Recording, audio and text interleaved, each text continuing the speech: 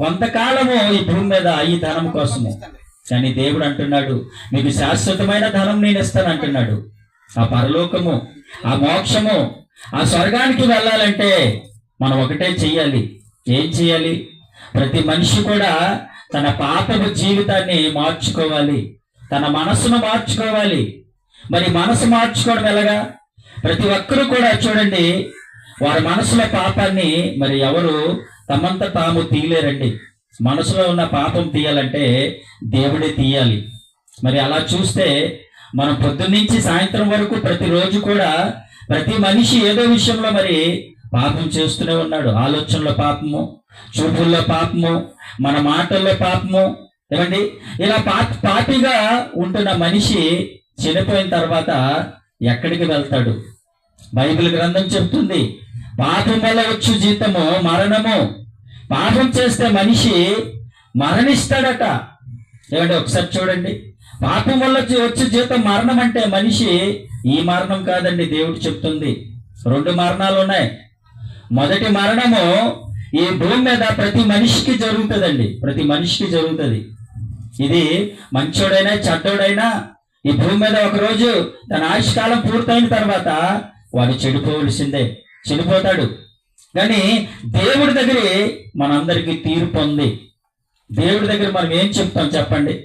దేవుడుండే లోకానికి వెళ్ళాలంటే మనం నీతిని సంపాదించాలి. దేవుడుండే లోకానికి వెళ్ళాలంటే మనం యథార్థంగా బ్రతకాలి. దేవుడుండే లోకానికి వెళ్ళాలంటే మనం పరిశుద్ధంగా బ్రతకాలి. దేవుడుండే లోకానికి వెళ్ళాలంటే అందరిని ప్రేమించాలి, అందరికీ మేలు చేయాలి, అందరికీ సహాయం చేయాలి. ఇందాకలే నేను చెప్పాను, ఈరోజు ఈ భూమి మీద మనుషులందరికీ సహాయం చేసేవాడు దేవుడండి. ఆ దేవుడు చూచాడు మనుషులందరూ ఎలా ఉన్నారు.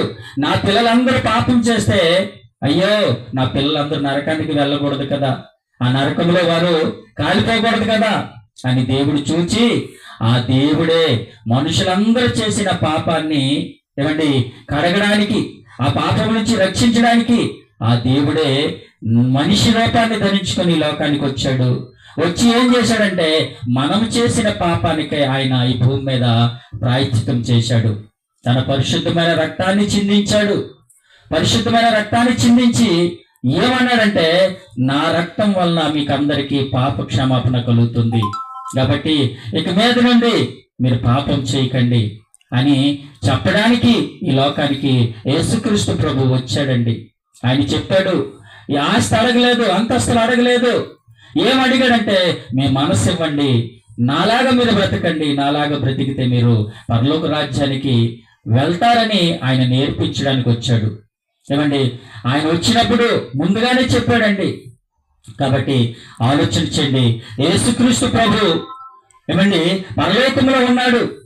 ఆయన ఎలా ఉన్నాడంటే పరలోకమందున్న తండ్రైన దేవుని వద్ద ఆయన ఎలా ఉన్నాడంటే నీతిమంతుడుగా మనందరికీ సహాయకుడుగా ఉన్నాడు. ఆయన ఏం చేస్తున్నాడంటే ప్రతి మనిషిని పాపం నుండి క్షమిస్తున్నాడు, పాపం నుండి విడిపిస్తున్నాడు.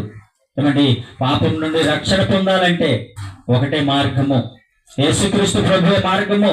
అందుకే యేసు ప్రభు అంటున్నాడు, ఏమంటాడంటే నేనే మార్గం, నేనే సత్యము, నేనే జీవము, నా ద్వారా తప్ప ఎవ్వరు కూడా పరలోక రాజ్యానికి వెళ్ళలేరని యేసు ప్రభు చెప్తున్నాడు. ఈరోజు ఒకవేళ మన పాప జీవితంలోనే బ్రతికేస్తున్నామా? ఎవరైనా మనల్ని పట్టించుకోవట్లేదా? మన వ్యసనాలకి బానిసైపోయామా? ఏమండి, ఇదిగో ఈ మాట వింటున్న నువ్వు బాధపడవలసిన అవసరం లేదు. యేసు ప్రభు క్షమించే దేవుడు, యేసు ప్రభు నిత్య జీవం ఇచ్చే దేవుడు, యేసు ప్రభు సమాధానం ఇచ్చే దేవుడు, యేసుక్రీస్తు ప్రభు నీకు పరిశుద్ధమైన జీవితాన్ని ఇచ్చే దేవుడు. కాబట్టి ఆలోచన చేయండి. యేసుక్రీస్తు ప్రభు ఈ లోకానికి వచ్చి చనిపోయాడు, సిలువలో ప్రాణం పెట్టాడు, 3వ దినంన తిరిగి ఆయన లేచాడు. లేచి పునరుద్ధానుడై ఎక్కడున్నాడంటే ఆ పరలోకములో ఉన్నాడు. ఆయన మాటలు చెప్తున్నాయి. అనేక మంది ఈ మాటలు విని ఏమండి బాగుపడ్డారు. మీకు ఇష్టమైతే, మీకు అంగీకారం అయితే ఈ మాటలు విని ఒకసారి ఆలోచన చేయండి.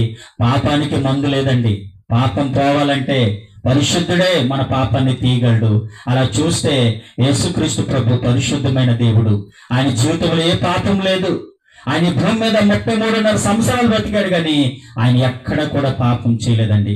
ఏమండి, ఆయన పరిశుద్ధుడు, నిర్దోషి, నిష్కలంకుడు, పాపంలో చేరక ప్రత్యేకంగా బ్రతికిన దేవుడు. కాబట్టి ఆలోచన చేయండి ఒకసారి. యేసుక్రీస్తు ప్రభునందు ఎవరైతే విశ్వాసం ఉంచుతారో వారు నిత్య జీవాన్ని పొందుకుంటారు. మన గమ్యం ఏంటంటే ఈ భూమి మీద మనం కొద్ది దినాలే ఉంటాము. మన శరీరానికి మరణం ఉంది కానీ ఆత్మకు మరణం లేదు. ఈ ఆత్మ ఎక్కడి నుండి మనకి అనుగ్రహించబడిందంటే దేవుడు ఇచ్చాడండి. ఈ ఆత్మ దేవుడి దగ్గరికి వెళ్ళాలంటే మనం శరీరాన్ని పవిత్రంగా ఉంచుకోవాలి, ఏ పాపం చేయకూడదు. చూడండి, పొద్దున్న లేచి మనం ఏం చేస్తామంటే మనము 2 సార్లు 3 సార్లు చాలా మంది స్నానం చేసుకొని శరీరాన్ని శుభ్రంగా ఉంచుకుంటారు. కానీ శరీరాన్ని ఎలాగైతే మనము పరిశుభ్రంగా ఉంచుకుంటామో మన మనసుకు కూడా ఏ పాపం అంటకుండా మనం బ్రతకగలిగితే అయితే అప్పుడు మనం ఎక్కడికి వెళ్తామంటే ఆ పరలోకానికి వెళ్తాము. చూడండి, ఏ రక్తము ద్వారా మనిషికి పాప క్షమాపణ లేదండి.